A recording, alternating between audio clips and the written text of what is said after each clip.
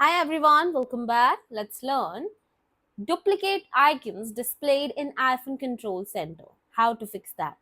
Well, when you just slide down and move to your control center, you can see so many of the icons have been their duplicates as well. Well, you can just do two things if that helps you or not. Otherwise, I will give you you have to like directly contact to the Apple support for that. I will tell you two fixes for that. That is, first is manually delete the duplicates. As you can see, when you just press and hold on to that, click on minus.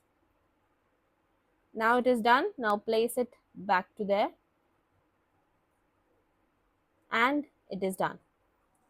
So like this, if those things again appears and those things again come in front and all the like these kind of logos again come in front, then you just need to give a quick restart to your iPhone, or you can just force restart your iPhone to solve that.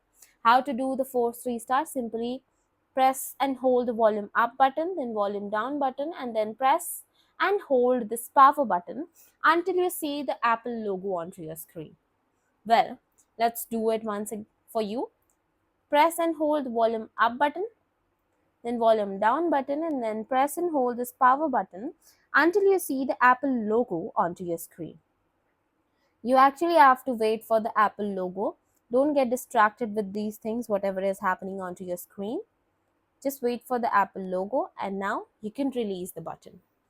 So now it will take maybe 20 seconds to 30 seconds, and after that it will automatically get started. And some of these kind of problems actually got solved with this force restart. Otherwise, if still those problems persist into your iPhone, then I think you directly need to contact to your Apple support so that they can help you better and tell you whatever the issues you are facing into your phone and how you are going to solve this.